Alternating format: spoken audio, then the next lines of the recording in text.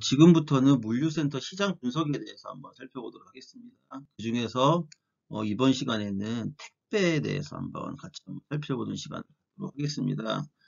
앞에서 우리가 1주차 강의, 2주차 강의 때 계속적으로 설명드린 바와 같이 코로나19로 인해서 온라인 매출액이 증가를 하고 그러면서 이커머스 기업들의 매출액이 증가를 했습니다. 그거에 기반을 해서 택배 물동량도 지금 엄청나게 증가를 하였습니다. 관련된 내용을 한번 기사에서 발제를 해봤는데요. 2022년 3월 8일에 어, 물류신문을 통해서 보도된 자료를 통해서 같이 한번 살펴보도록 하겠습니다.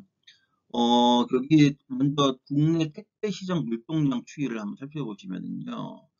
2012년부터 해서 택배 물동량은 지속적으로 이렇게 증가를 했습니다. 그러면서 이렇게 그래프를 보시는 바와 같이 코로나가 발생한 이후에 19년에서 20년, 21년까지는 물동량이 급격하게 증가를 하는 추세가 이렇게 나타나고 있습니다. 매년 물동량 증가하는 추이를 살펴보면요. 12년부터 15년까지는 7.2%, 7.3%, 7.5%등 한 자릿수 증가를 보이다가 15년부터 17년까지는 또 두 자릿수 증가를 했습니다. 11.9%부터 10.3%까지요. 그러다가 19년에서 20년으로 갈 때 20.9%로 물동량이 급격하게 증가를 는 추세를 볼 수가 있습니다. 코로나19가 발병이 되면서 비대면이 일상이 되고 그러다 보니까는 온라인 매출액이 증가를 하면서 택배 물동량도 같이 증가하는 것으로 분석이 되고 있습니다. 국내 택배 시장의 평균 택배 단가를 살펴보면요. 2012년부터 2021년까지 추이를 보면요. 2,500원대였던 택배 단가가 계속 지속적으로 주르륵 떨어졌습니다. 그래서 2018년에 2,229원까지 떨어졌었고 19년에는 잠시 택배 단가 현실화를 위해서 반등을 했다가 다시 2020년에 떨어졌다가 올해 1년 올해는 아니죠. 작년이었죠. 작년에 택배 단가가 6.5% 이렇게 등을 하였습니다. 택배 단가가 인상을 하는 사유를 살펴보면요. 첫 번째로는 최저임금 상승에 따른 인건비 상승이 있을 수 있고요. 두 번째로는 여러분들이 그동안 기사를 통해서 각종 보도 매체를 통해서 확인하신 바와 같이 택배 분류 인력 투입과 관련된 내용입니다. 과거에는 택배 기사들이 우리가 배송할 물량을 직접 분류를 해서 차량에 상차한 다음에 배송을 하였는데 코로나19로 인해서 물량이 엄청나게 폭증함에 따라서 도저히 이제 감당할 수 없는 수준까지 이르렀습니다. 그렇기 때문에 택배 분류 인력을 투입을 하게 됐고 그로 인해서 택배 단가가 상승을 했습니다. 최근에.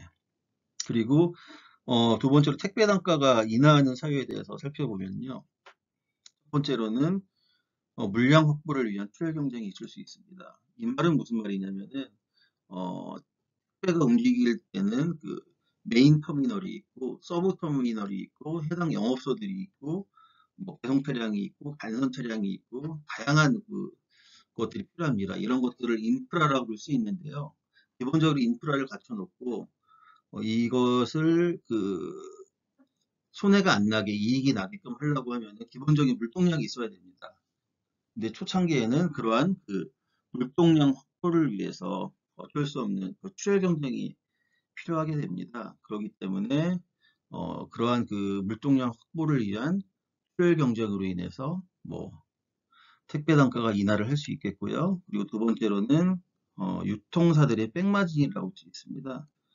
이거는 어떤 거냐면은 여러분들이 온라인으로 물건을 사든지 홈쇼핑에서 물건을 할 때 택배비는 물건 값이 비쌀 거기엔 택배비 포함이 있을 수 있는데 대부분 기본적으로 2,500원 정도를 내야 되는 거죠. 부가세 포함해서. 근데 하지만은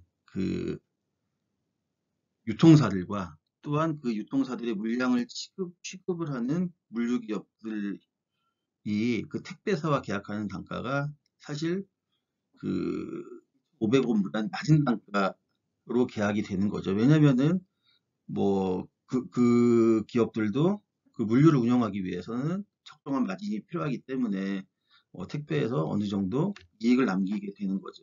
그러한 것들 때문에 택배 단가가 인하한다라고 볼 수가 있습니다. 관련된 기사를 다시 같이 한번 살펴보시면요. 협회 자료에 따르면 지난해 국내 시장에서 이동한 전체 택배 물량은 총 36억 3천만 개이며 매출액은 8조 5,900억 원에 달했다. 그리고 택배 한 개당 평균 택배 가격은 2,366원으로 조사가 됐다라고 발표를 했습니다. 이날 발표된 지난해 택배 물량과 매출액은 전년 대비 각각 7.6% 그리고 4.6% 증가한 수치이며 평균 단가도 분류 작업이 택배 기업들의 몫으로 전환되면서 앞서서 제가 설명드린 내용이죠. 가격을 무려 6.5% 145원 인상한 것으로 나타났다라고 발표를 했습니다. 계속해서 살펴보도록 하겠습니다. 지금 보시는 그래프는 그 택배사들의 그 시장 점유율에 대해서 한번 그 그래프로 표시를 한 내용입니다. 2020년 기준으로 같이 한번 살펴보시면은요, CJ 대한통운이 그 50.1%의 절반 이상의 그 시장 점유율을 보이고 있고요. 그 다음으로는 한진이 14.8%, 그리고 롯데글로벌이 13.4%의 시장 점유율을 보이고 있습니다. 그래서 상위 3개사의 그 시장 점유율이 57.73%로 이렇게 점유율을 하고 있는 걸로 분석이 되고 있습니다. 한번 같은 관련된 내용을 한번 살펴보시면은 CJ 대한통운은 지난 2018년 업계 최초로 메가허브 터미널을 오픈하며 경쟁사 대비 월등한 처리 능력을 확보하였다라고 되어 있고요. 그리고 서브 터미널의 휠 소터 설치, MP 설치 등 이후에도 적극적인 택배 인프라에 투자를 계속하고 있다라고 하고 있습니다. 선제적 투자를 통해 CJ 대한통운의 점유율은 빠르게 상승하였고 코로나19 시기를 거치면서 시장 지배력이 더욱 강화되고 있다라고 기사가 나왔습니다. 그리고 계속해서 살펴보면요. 그 메가허브 터미널이 오픈을 하게 되면은 현재 가동 한계치에 도달해 있는 양사의 캐파가 크게 증가될 것으로 전망이다라고 되어 있는데 여기서 양사라는 그 롯데글로벌과 한진과 관련된 내용입니다. 살펴보겠습니다.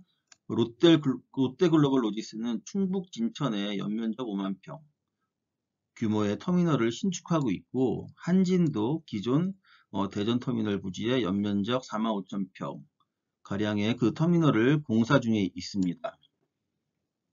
신축 터미널의 처리 능력은 하루 10시간 가동 기준으로 100만 박스를 상회하는 수준으로 양사는 기존 터미널의 기능 조정이나 흡수 통합 등을 통해 전체 네트워크의 효율성을 극대화하면서 현재 대비 50%가량 캐파를 증대할 수 있을 것으로 예상을 하고 있습니다.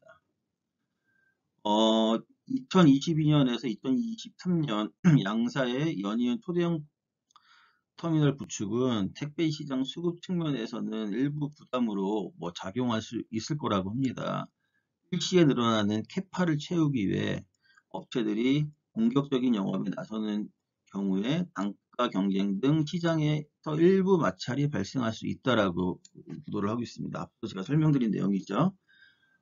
그러나 택배 시장의 지속적인 수요 성장세와 과점화된 시장 구도를 감안하면 공급 증가에 따른 일시적인 마찰에도 불구하고 중장기적으로는 시장 수급 안정화와 본원적인 인프라 경쟁력 강화를 통해 업체들의 실적 개선이 가능할 것으로 이렇게 판단을 하고 있습니다. 택배 시장 수요는 당분간 성장세가 지속될 것으로 전망을 하고 있습니다. 코로나19 사태가 기존 예상보다 장기화되고 있고 2021년 5월 택배 시장 누계 물동량은 여전히 높은 성장률을 기록하고 있습니다. 향후 팬데믹이 최종 종식되더라도 이커머스 채널로 전환된 소비 형태가 기존 오프라인 채널로 다시 귀화하지는 않을 것이라는 것이 시장의 지배적인 전망이고, 오히려 온라인 소비와 택배 서비스 경험에 노출된 소비자들을 통해 시장이 더욱 성장할 것이라는 견해가 제기되고 있습니다. 코로나19의 직접적인 수혜가 적용된 2020년과 같은 폭발적인 성장 가능성은 크지 않겠으나, 향후 짧지 않은 기간 동안 안정적인 수요 성장세가 지속될 것으로 보이고, 이는 택배 시장 수급에 긍정적으로 작용할 것으로 보인다라고 발표된 자료가 있습니다.